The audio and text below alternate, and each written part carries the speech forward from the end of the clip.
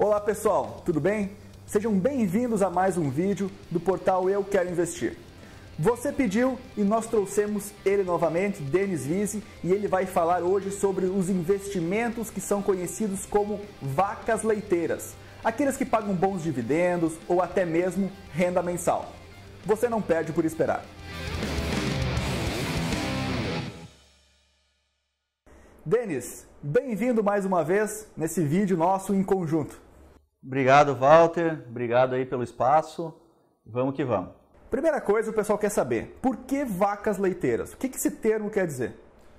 Bom, o conceito de vacas leiteiras é basicamente porque, vamos dizer, é um animal que já tá grande, já está produzindo e que gera no caso da vaca, gera diariamente, né, o leite, mas no caso de um investimento seria que teria recorrência sobre os ganhos, né, que seria algo mais periódico, algo mais certo.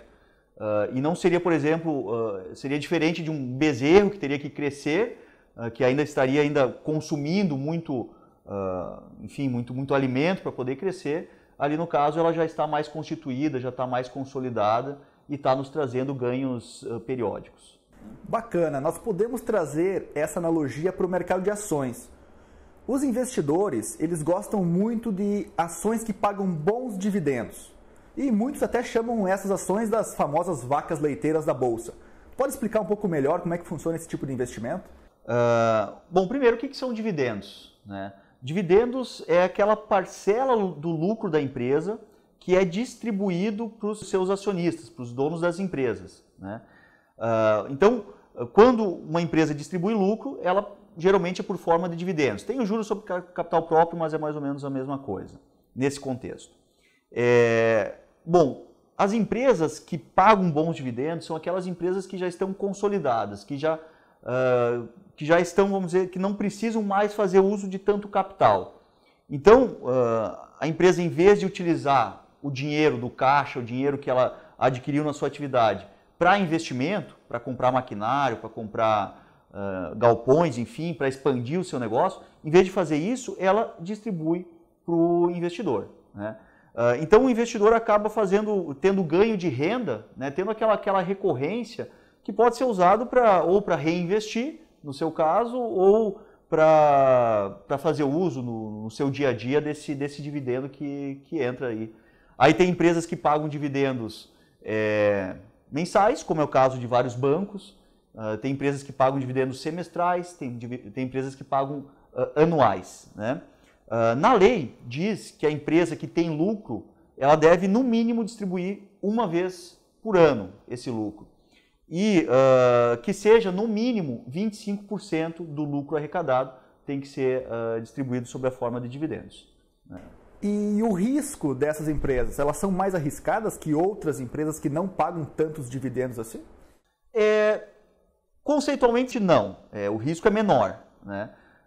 Por quê?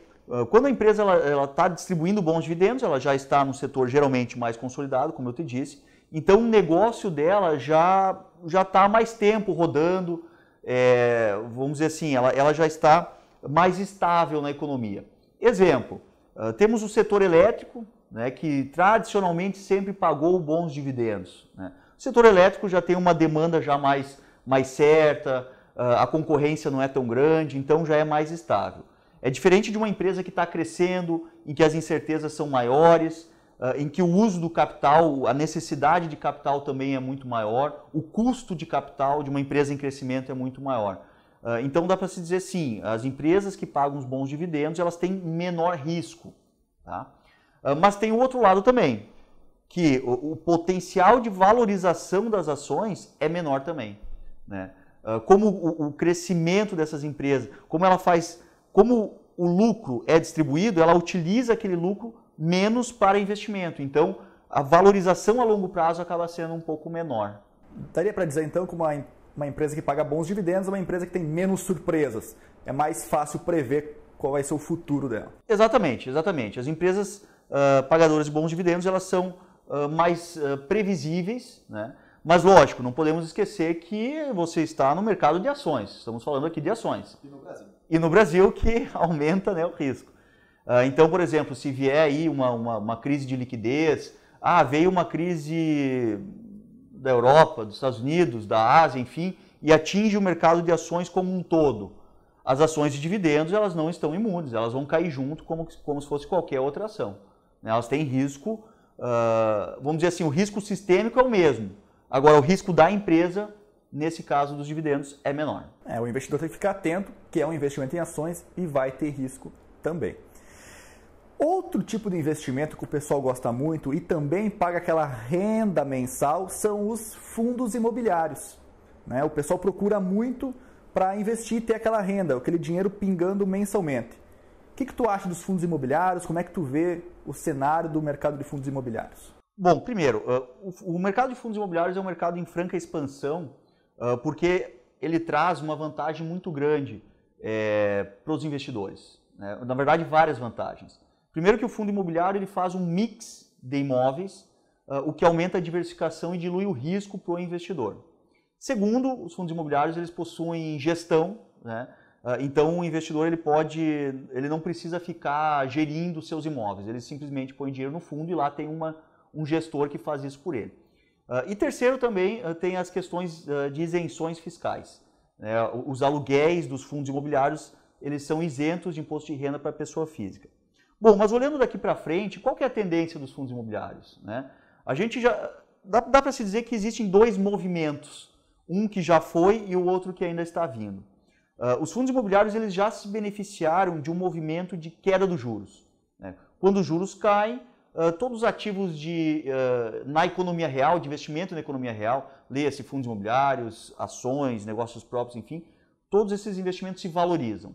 E o juro já caiu, então a gente já viu uma alta dos fundos imobiliários. Mas agora a gente vai ver um segundo movimento que é pelo lado da renda, do rendimento. Os aluguéis dos imóveis estão muito ligados ao faturamento das empresas que locam esses imóveis. Por exemplo, no segmento de shopping.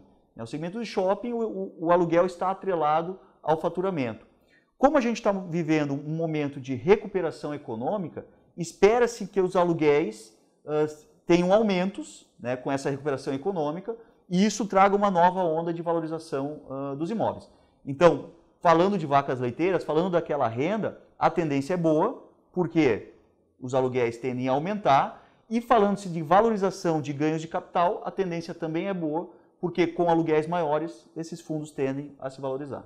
O pessoal pergunta muito a questão do risco dos fundos imobiliários. Só para nós termos uma comparação, ações e fundos imobiliários, nós poderíamos colocar os fundos imobiliários a um nível menos arriscado que ações? É menos arriscado, é menos arriscado. Pense o seguinte, o ativo alvo do mercado de ações é uma empresa.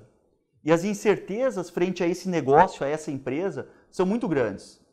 As empresas possuem funcionários, maquinário, matéria-prima, estão dentro de um mercado, tem concorrência, tem muitos fatores que influenciam na atividade empresarial. Já o imóvel também tem riscos. O aluguel pode oscilar de preço, pode ter vacância, pode ter riscos contratuais, riscos de mercado também. Só que se for para ver o número de riscos envolvidos num negócio imobiliário, como imóvel, pensando como imóvel, e comparado a uma empresa tem muito mais riscos do que um imóvel. E às vezes até mesmo o inquilino do fundo imobiliário é uma empresa, mas mesmo essa empresa indo mal, ela não vai deixar de pagar o aluguel. Teria que ir muitos anos mal para daqui a pouco, não quero mais, e encerrar o contrato. E encerrar o contrato, exatamente. E mesmo, vamos dizer, se o inquilino quebrar, existe lei suficiente para tirar esse inquilino de lá e o imóvel ser reutilizado e ser reemprestado. Já uma empresa não, a empresa que quebrou. Não, é mais difícil de recuperar o capital, vamos dizer assim. Legal, legal. Já vimos dois tipos de vacas leiteiras que você pode investir. As ações de dividendos e os fundos imobiliários. E existem outros investimentos que também remuneram semestralmente, às vezes até anualmente, que são o caso das debêntures incentivadas, que muitas vezes elas remuneram como um título público, que pagam IPCA mais um juro fixo, e esse juro fixo cai na conta do investidor semestralmente ou anualmente, dependendo do contrato dessa debênture. Fala um pouco mais sobre essas debêntures e se há uma vantagem para o investidor investir nelas. Então, as debêntures, quando você compra uma debênture, você está emprestando dinheiro para uma empresa. Primeiro, temos que analisar qual empresa, para quem que a gente está emprestando dinheiro, para ver se essa empresa não oferece um risco elevado. Então vamos optar aí por debêntures de rating A, para cima de A.